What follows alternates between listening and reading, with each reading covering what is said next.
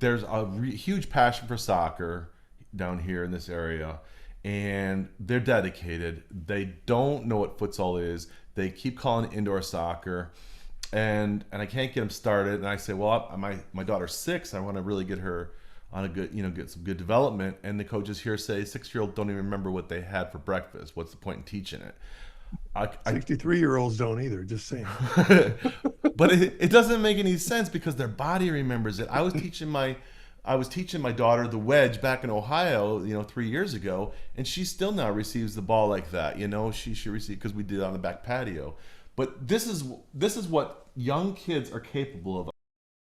Jersey? Oh my gosh. Oh my god. Oh my god. Turn around. What name is on the back of your jersey? Oh my gosh. Oh my god. I mean, I remember when that move first came out. And then they started doing it in the air. It's just amazing. Right. At my age, I can't learn it. So, yeah. What do you think Well, yeah. about teaching at a really young age? Well, it's, you have kids that are they watch it and they look, the kid loves playing with the ball, obviously. Most kids love playing with the ball anyway. What is the first thing that most Americans do if you roll the ball to them? And kick it. No, they pick it up with their Oh, hands. yeah, I was Oh, wrong. And How if you young? go How to young though? I mean, I think if you go naturally. to a if you go to another country, the mom sitting on the side, the ball will go rolling off the court. American mom will pick it up with their hands. The Latino mom will kick it back with their feet. I mean, Mm, half of it's cultural, but cultural. we're changing a lot here as well. But I was going to mention I have this little boy right now, 7 years old. His name's Simon. He juggles the ball 150 times in the air. 7. 150 times. 7 years old. You ask most high school kids on soccer 50. teams across Ohio, you won't get out of 100, you'll get 5 that'll juggle that many times. Yeah. It's just like anything else. It's the amount of time you spend with the ball at your feet, and that's why the futsal ball not bouncing and being at the ground more than bouncing all over the place is again valuable for all the kids. But our one of my partners, he saw that I was doing futsal. He's from Bolivia. He wanted his son to get involved, so he joined Heart and Soul.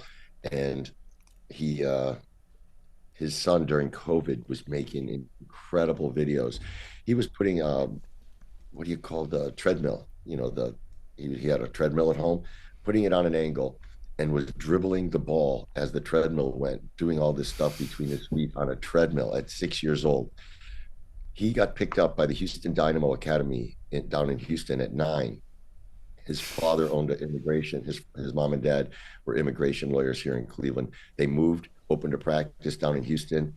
He's living down there. He's now 12, going on 13. Still with the Houston Dynamo Academy.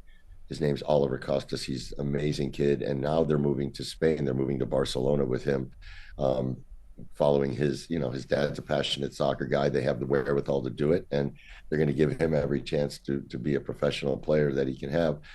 But exposing kids to these skills and being able to show them stuff, it's amazing what they can do if you put limitations. If you impose limitations on the kids, you're crazy, because show them stuff they can watch. You can watch so much, just like that video. They have so much more access to, and every little kid's got something that they're swiping back and forth on. Doesn't matter how old they are. Even the tiniest kids in baby carriages are doing it. So if you show them stuff, then they can try it. You never know what you're going to get. But if you deny them the opportunity or say they can't do it, you're just handcuffing them. I think we have kids that are absolutely phenomenal. At We start at 4 and 5 years old, and it's amazing what some of them can do. And some of them are behind the others; they'll catch up. Uh, one of the great things is, I think, having a kid who's advanced and having other kids with them. They want to do what he's able to do or she's able to Hmm. do, and they copy each other as well as copying off what they see on the television or on YouTube. So um, yeah, it never ceases to amaze me what young kids are capable of, and that's one of the things that it's really hard to impress upon some kids because they're competitive and they want to win every game. Futsal in our country is not futsal is not the end game. It's not, we don't have the professional league. They can't get a college scholarship for it. We're doing futsal for soccer development, and winning a game in a futsal league at our building doesn't mean anything to me. I try to put them in situations where they're going to fail and they're going to make a mistake and we're going to get scored on, because the court is so small. When you make a mistake, you get punished. But they try it over and over again. One of the things, try to put the ball between somebody else's legs, or try to, lift the ball over the top of them. And that just expands their horizon as far as what they're able to do, and how they're able to think about solving problems and creating ways to beat other players, which is half the battle. For so long, and still in some of our high schools, it's about winning. So what do they do? They kick the ball all the way to the other end and fight for it down there. That's completely contrary to what we're trying to do. We want the kids to put the ball at their feet, learn how to build up out of the back and evade people and go around people. And if they make mistakes, they make mistakes and get punished, and they learn from that. You don't learn from being successful all the time. You learn from failing, and you learn from being put in tough situations. Yes. Now you started much later. Ninth grade's probably 13 years old, and you had mentioned about a 9-year-old who got signed. And I'm wondering if you heard about this study. I heard about it years ago, where they took, it was somewhere in Europe, they chose like a bunch of 10-year-olds to see if, like 100 of them, to see if they could pick future pro highest level players. And out of all of the 10-year-olds that they chose, they followed them all the way through their career. They got the best teams. They were sent to professional academies. You know what the percentage of that made it to the highest level? Zero. Maybe zero. Yeah. So I'm wondering what happens. It's like it almost like I was playing since 3, and I got my kids playing since 3. Well, you're playing at 13 and you went to the high level. And there was another soccer player, I think it was the goalkeeper for the USA women's team. She, or somebody played, no, it wasn't the goalkeeper, it was one of the other players. She played rec until she was 13. But do we want to actually send them to the pros at 9? I mean, your thought. Well, so a little bit of it relates to what I just said, which is what atmosphere do you want your kids in, right? If you put your kid in an atmosphere where they're the best player all the time on their team, really, really hard to continue improving, and also really hard to not be complacent. When you're the best, think about every kid who's good in their neighborhood and then goes, grade school, but they go to high school. Now they're not the best anymore. They're amongst a couple of other kids that have been the best in their neighborhood. But then they might get out of there and get a college scholarship. And now you go to a whole other environment where you're not the best. You're amongst the other ones that are the best in their neighborhood and maybe better than you. And then professional, it's one more leap, and it's a bigger leap. But being put in a situation where you're always challenged, I think, and I told you I was a late bloomer and I was always one of the smallest. And that was one of the biggest benefits to me, because when you're undersized, you have to figure out other ways to succeed. And if you can figure out other ways to succeed when you're not, you don't have that physical stature, then all of a sudden, when you catch up, you've got that extra skill set, and it's a mental skill set that can help you even reach a higher level, and help you succeed even more. That segues to what I wanted to ask you, and that is how much, and I know you can't really get a percentage, but I know that to some extent, in other skill things, you can only go so far by, practice, and by doing all this mental stuff. You got to have a certain amount of innate talent, but a lot of it's mental. And so, and you mentioned that in your development, a lot of it was just, you stuck with it for 7 years while you were sitting on the bench, and it paid off. And maybe a lot of other people would have given up during that period of time. So I'm just wondering, is it the stick-to-itiveness? Is that the most important factor? What separates the really from the top potatoes level from everybody else? Well, to be perfectly honest, when I dropped out of college, look, I've always wanted to win in everything that I've done, and even as a little kid. And my father never. We were talking about this just the other last night, actually, because I love to shoot pool. My dad never let me beat him at a game of billiards. You know what I mean?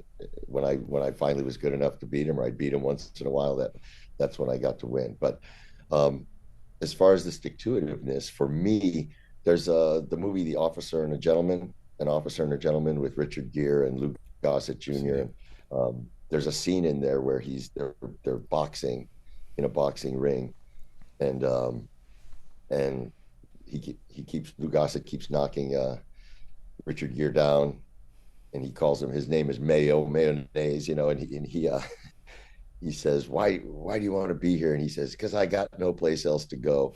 And for me, when it comes right down to it, honestly, I had quit college. I was on a bad path at school. I was a smart kid, but I didn't have any study habits because in high school, I just was taking advanced placement classes, and on my way to engineering, as far as they told me that's what I should kind of go for, but I really didn't know what I wanted to do.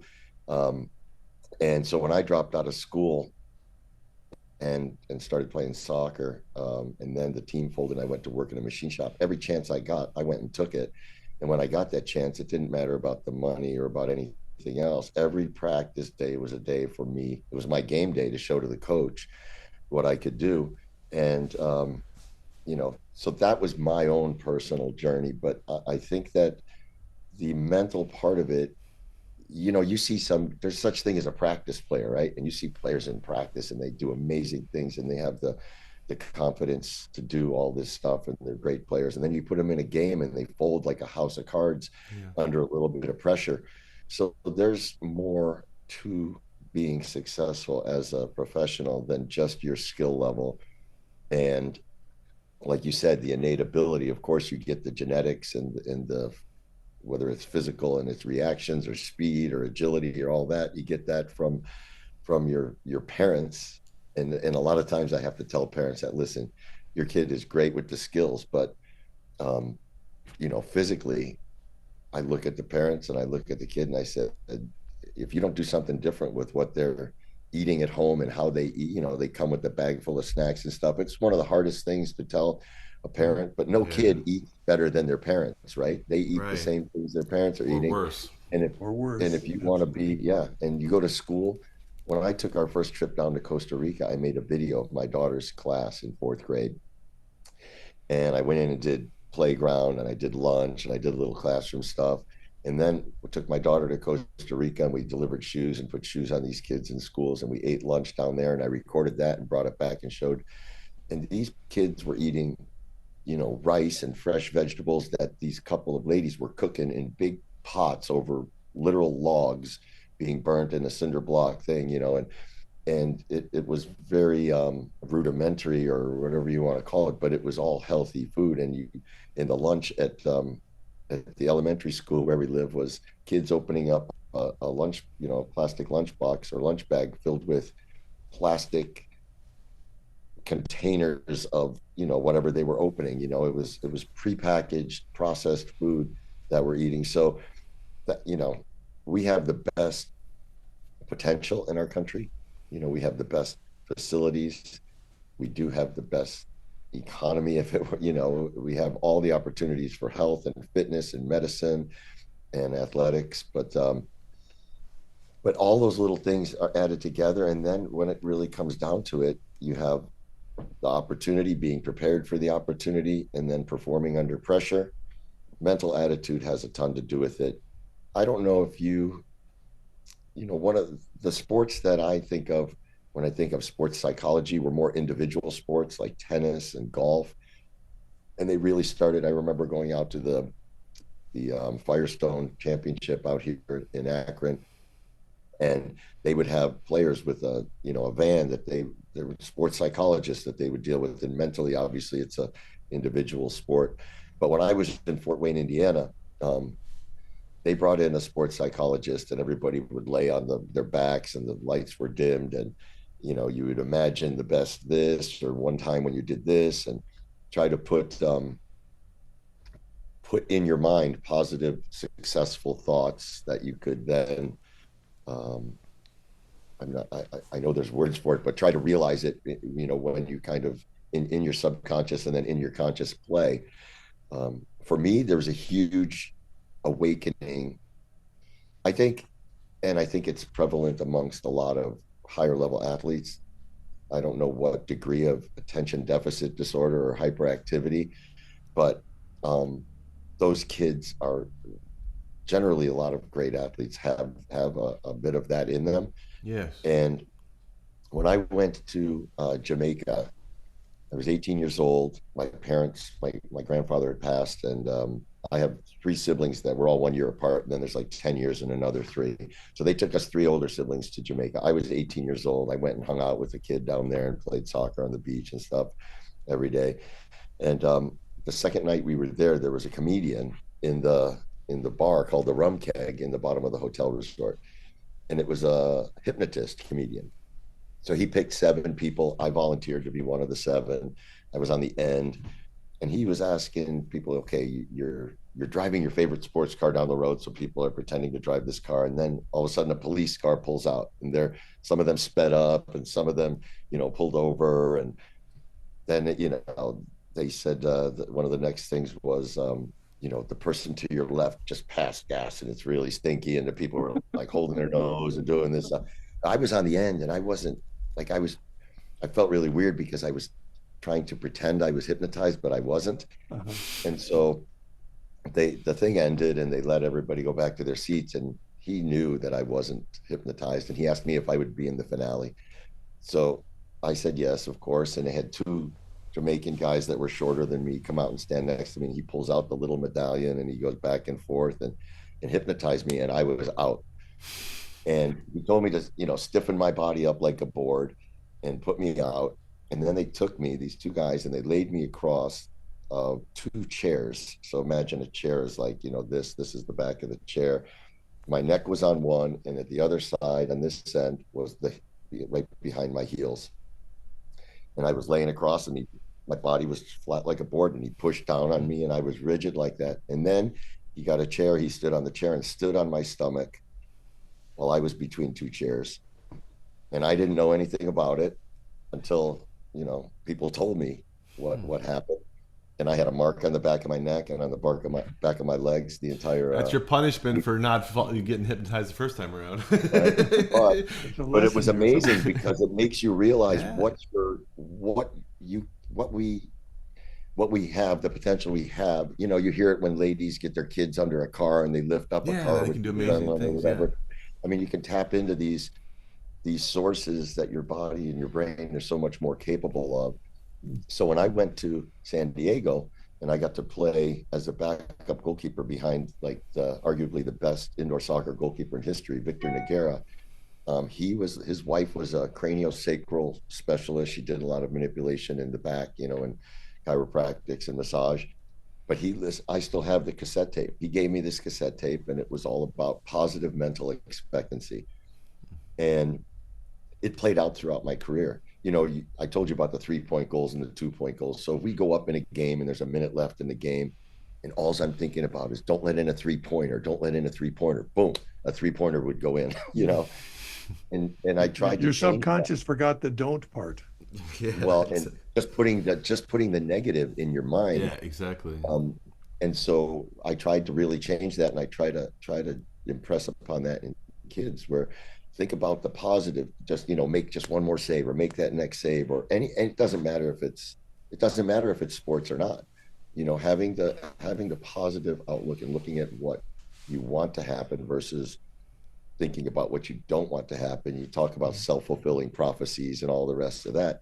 I think that's a big part of it too. So I don't know. I've mentioned you fake it till you make it, where that it's you gotta fake it till you make it, and luck, and that's it. Yeah, and believe in yourself for sure. Hey, if you like these kind of conversations and you'd like to see more, click like and subscribe to our channel. And if you're at the computer and you'd like to hear the whole podcast, click right here.